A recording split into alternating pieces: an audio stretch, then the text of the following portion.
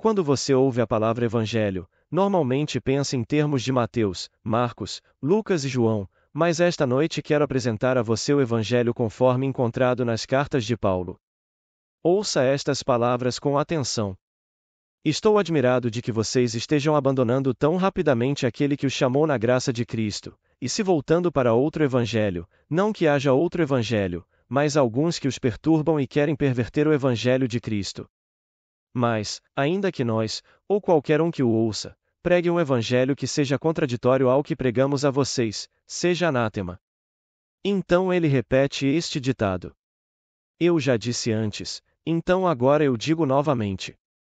Se alguém ensina um evangelho que é contrário ao evangelho que pregamos, que ele seja amaldiçoado.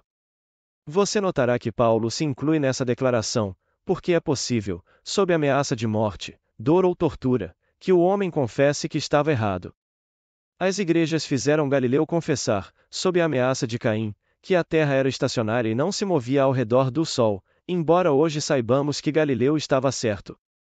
As igrejas ainda ensinam um Cristo que nunca existiu, mas Paulo ensinou o que havia recebido por meio de revelação, dizendo: Paulo, apóstolo, não da parte de homens, nem por intermédio de homem algum, mas mediante revelação de Jesus Cristo e de Deus Pai, que o ressuscitou dentre os mortos. Quero que saibam que este evangelho que prego não é evangelho de homem algum. Não o recebi de homem algum, nem me foi ensinado, mas veio mediante revelação de Jesus Cristo. Então ele nos diz quem é Jesus Cristo, dizendo: De agora em diante, não considero mais ninguém segundo a carne, ainda que outrora considerasse Cristo segundo a carne, já não o considero assim. Agora, a palavra Cristo e Messias são as mesmas nas Escrituras. Confessando eu sou um filho de Abraão, da tribo de Benjamim, Paulo era um mestre na lei de Israel. Procurando por algum descendente físico de Jeová para vir como um Messias e destruir os inimigos de Israel, o mistério se desdobrou nele, e ele disse: Quero que saibam o quanto me esforço para que vocês tenham plena certeza do entendimento e conhecimento do mistério de Deus sobre Cristo, em quem estão escondidos todos os tesouros da sabedoria e do conhecimento. Para Paulo, a sabedoria, o poder e o conhecimento de Deus que repentinamente romperam nele eram Cristo, pois quando as visões vieram, ele entendeu quem o Messias realmente era. Paulo percebeu que Deus, chamado de a Palavra, estava enterrado no homem e tinha 3 estágios em sua história: seu plantio, sua morte e sua ressurreição. Primeiro a palavra é semeada, ou transmitida. Entrando no mundo da morte, ela é esquecida na luta por comida e roupa, aluguel e impostos. Então a palavra é ouvida com entendimento, vivificada e, à medida que ela irrompe, todas as promessas de Deus a Abraão se revelam de dentro do indivíduo. Quando ela irromper em você, você não mais buscará um Cristo físico, pois conhecerá Cristo como a sabedoria e o poder de Deus em você. Como Paulo, você dirá então: Eu não considero mais ninguém do ponto de vista humano. Embora eu tenha considerado Cristo do ponto de vista humano, eu não o considero mais assim. Sabendo que carne e sangue não podem herdar o reino de Deus, você descobre quem pode. Paulo, falando aos Tessalonicenses, disse: Quando vocês receberam a palavra de Deus que pregamos a vocês, vocês a aceitaram não como palavra de homens, mas, segundo ela realmente é, a palavra de Deus que opera em vocês, os que creem. Nesta declaração, Paulo está falando àqueles que ouvem a história eterna de Deus e acreditam nela. São aqueles que, quando o mundo chama seus entes queridos de mortos, persistem em acreditar que eles não estão mortos, mas vivos, e que Deus cumprirá sua promessa neles. Eles acreditam, não nas palavras dos homens, mas na palavra de Deus enterrada dentro deles. Agora, aqui está uma história que recebi na sexta-feira passada à noite. Isso ilustrará como você saberá quando a palavra for vivificada em você. Esta senhora se viu, em sonho, em uma multidão enorme, sentada em uma encosta gramada. Um homem estava de pé em uma pequena plataforma elevada falando em um microfone. Em suas mãos, ele segurava uma Bíblia aberta. Então um cavalheiro se levantou e disse: Desafio qualquer um a refutar meu conhecimento da Bíblia. Esta senhora, de acordo com o caráter que ela realmente é, e ela certamente não é morna em nada que faz, levantou-se citando o capítulo 22 do livro de Mateus, os versículos 42, 43 e 45, ela omitiu o versículo 44, que é uma citação do Salmo 110, disse: Pergunta, por favor. O que vocês pensam do Cristo? De quem ele é filho? Eles responderam: O filho de Davi. Então ele lhes disse: Por que então Davi no Espírito o chamou de Senhor? Se Davi assim o chama de Senhor, como ele pode ser filho de Davi? Completando a citação, ela continuou a explicar à multidão o relacionamento entre Cristo e Davi, dizendo: Cristo é o pai e Davi o filho em cumprimento das Escrituras. Então, no silêncio mortal que se seguiu à declaração, ela acordou. A palavra se tornou tão vivificada nela que é apenas uma questão de momentos antes que ela irrompa, e a história de Jesus Cristo será a história dela. Nenhum indivíduo chamado Jesus Cristo foi crucificado em uma cruz de madeira. Quando Paulo disse: Fui crucificado com Cristo, ele estava falando do Cristo cósmico que é crucificado na humanidade para que a humanidade se torne uma alma viva. É a sabedoria de Deus e o poder de Deus que é crucificado, morto e enterrado em você. E é esse mesmo poder e sabedoria que desperta para revelar você como o poder e a sabedoria de Deus. No estado de Paulo você também dirá: Já estou crucificado com Cristo, e vivo, não eu, mas Cristo vive em mim, e a vida que agora vivo na carne, vivo-a na fé no Filho de Deus, que me amou e se entregou por mim. Você pode pensar que uma pessoa está falando, mas é o próprio Deus, que te amou tanto que te deu seu poder e sabedoria, chamado Cristo, para que com o tempo você despertasse para a percepção de que você é Deus. Na carta de Paulo aos Gálatas, ele faz esta pergunta: Ó insensatos Gálatas! Quem vos enfeitiçou, a vós, ante cujos olhos Jesus Cristo foi publicamente retratado como crucificado? Deixai-me perguntar-vos apenas isto: Recebestes o Espírito pelas obras da lei ou pela audição com fé? Sois tão insensatos.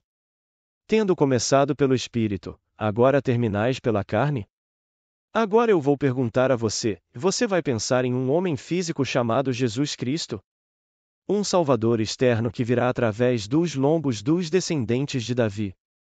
Ou você vai pensar no Espírito Cristo que está enterrado em você quando eu falo do Cristo? Você aceitará a ideia de que o Espírito de Cristo está crucificado em você e enterrado em você? Irá surgir em você como você? Ou você vai continuar a ver um ser físico chamado Cristo como o poder e a sabedoria de Deus? Paulo confessa: Eu não recebi isto de homens, nem fui ensinado por homem algum. Veio através de uma revelação de Jesus Cristo, que é Deus no ato de autorrevelação. Então ele continua: Quando aprouve a Deus revelar seu Filho em mim, não consultei carne e sangue. Como você poderia pedir a outro para explicar uma revelação, que veio de dentro de você? Eles poderiam lhe contar todos os tipos de coisas sobre o exterior, mas não podem lhe contar nada sobre esse grande mistério até que ele tenha se revelado neles. No segundo capítulo de Colossenses, Paulo diz: Quero que vocês tenham a compreensão e o conhecimento seguros do mistério de Deus em Cristo. Ele lhe diz que Cristo é um mistério, pois todos os tesouros da sabedoria e do conhecimento de Deus estão escondidos nele. Cristo nunca foi um único homenzinho que andou na terra. O Espírito de Cristo, o próprio poder e sabedoria de Deus, está crucificado e enterrado em você, e um dia esse poder surgirá em você e você saberá que você é ele.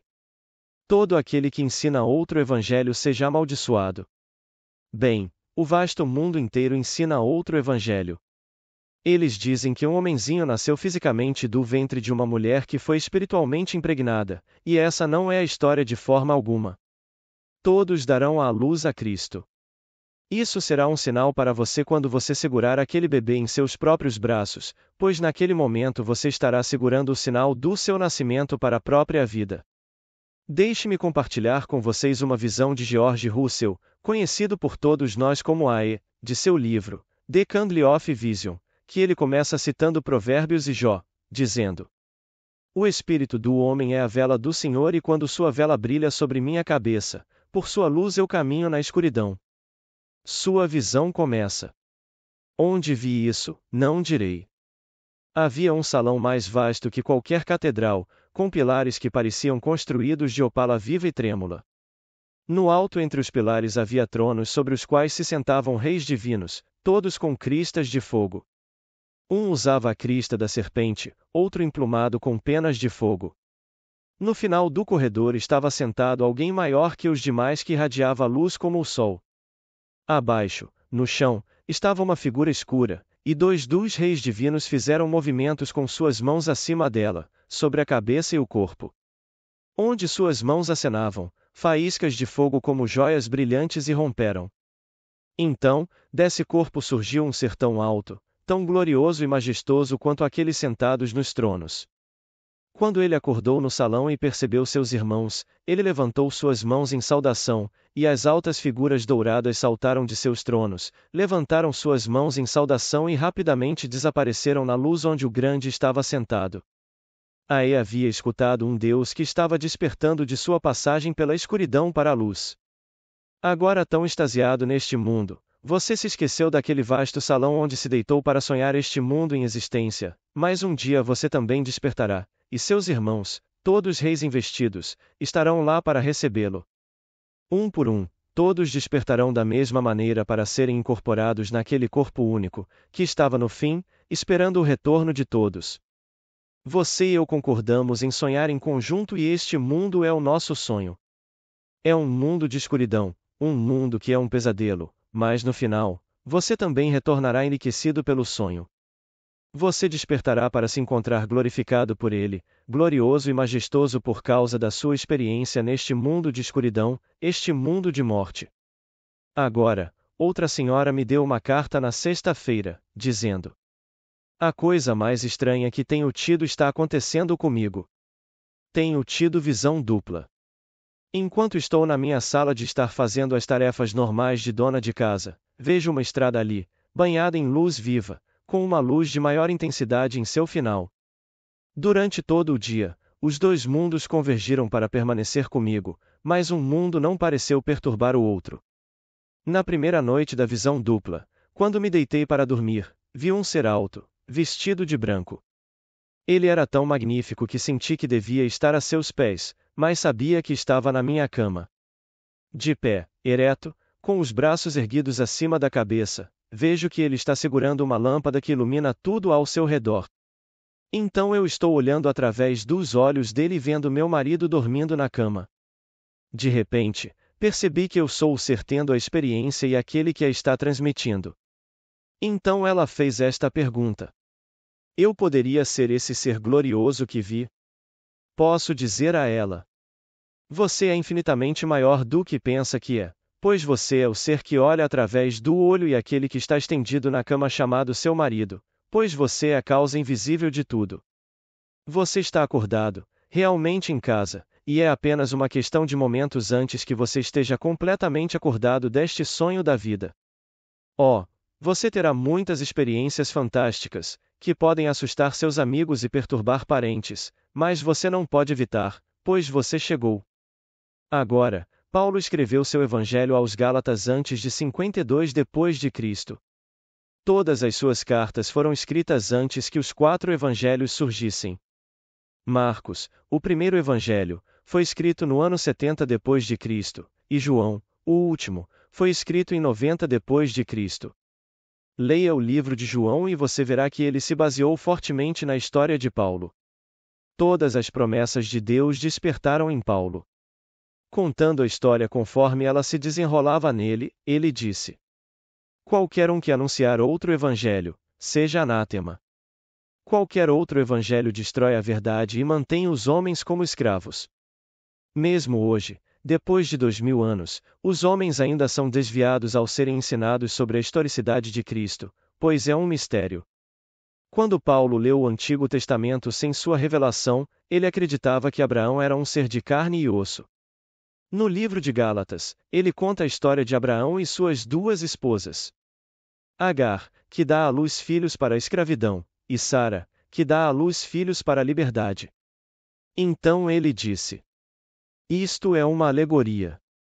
Agora, Uma alegoria é uma história que é contada como se fosse verdade, deixando que aquele que a ouve descubra seu caráter fictício e extraia seu significado. Se a história de Abraão, como declarada no 4º capítulo de Gálatas, é uma alegoria, e o Novo Testamento começa. Esta é a genealogia de Jesus Cristo, filho de Davi, filho de Abraão. A história de Jesus Cristo não é uma alegoria, escrita para que aprendamos sua mensagem? Isso não significa que a história seja uma mentira, mas porque o homem não consegue compreender o mistério de Deus, ela é contada na forma de um conto. Infelizmente, o homem aceitou a história em vez de sua mensagem. A história de Jesus é uma alegoria, mas é mais verdadeira do que qualquer coisa conhecida pelo homem, pois a sabedoria do homem é tolice aos olhos de Deus, que escreveu a história. Em 1929, com 24 anos, estive na presença do Senhor ressuscitado e, quando ele me fez uma pergunta simples, respondi com as palavras de Paulo. Fé, esperança e amor, estes três, mas o maior destes é o amor. Quando voltei a este mundo, devo confessar que me perguntei por que usei as palavras de Paulo em vez de um dos evangelistas. Não estou dizendo que o que está registrado nos 4 evangelhos não é verdade. É tudo verdade, mas as experiências registradas ali foram construídas a partir deste evangelho original, e qualquer ensinamento contrário a ele é uma mentira. Não há um Jesus Cristo histórico. Nunca houve e nunca haverá. Paulo estava esperando que o Messias viesse de fora, e quando ele veio de dentro, Paulo foi honesto o suficiente para registrar o que aconteceu com ele, e por isso ele foi condenado pelo Sinédrio, seus próprios irmãos terrenos. Eles o aprisionaram, o acorrentaram e queriam sua morte porque ele ousou trazer uma tradução das profecias de Deus que diferia do que eles esperavam. Eles queriam um Messias externo, mas Cristo não vem dessa forma. Ele desperta de dentro, pois é ele quem está desempenhando todas as partes. Então a palavra, tendo sido recebida pelo homem, desperta para descobrir a si mesmo. Foi ele o tempo todo, e quando ele retornar de sua passagem pela escuridão para a guilda celestial, todos os seus irmãos reais estarão esperando por ele. Chegando lá, ele contribuirá para a sabedoria, o poder e a glória de Deus, pois todos retornam com seu presente. Leia as 13 cartas de Paulo cuidadosamente e você perceberá que o sistema da fé cristã estava completamente amadurecido antes de Mateus, Marcos, Lucas e João virem à existência. Paulo chama seu sistema de Evangelho de Deus, a mensagem da salvação. Tendo cumprido as Escrituras, sei que tudo o que é dito ali não é histórico e ainda assim é verdade. Uma história é contada sobre a alimentação dos 5.000. Chamando a si mesmo de pão da vida que desceu do céu e se referindo como o grande peixe, ele nos diz que devemos comer seu corpo e beber seu sangue. Então nesta história os 5.000 são alimentados espiritualmente. Esta é minha experiência dessa história. No ano de 1946, eu estava navegando pelo Caribe em direção a Mobile, Alabama, quando de repente fui erguido no alto em um movimento espiral.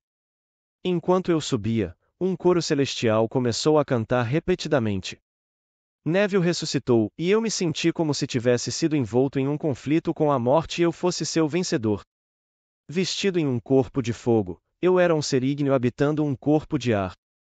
Diante dos meus olhos eu podia ver um acento infinito de imperfeição humana e eu sabia que eles estavam esperando por mim. Sabendo que se eu for elevado a um estado de perfeição, eu elevo todos os homens para mim, eu deslizo por eles completamente imperturbável e despreocupado. E como eu faço? Cada pessoa foi aperfeiçoada, pois os membros ausentes de seus corpos apareceram do nada e se remodelaram nos corpos.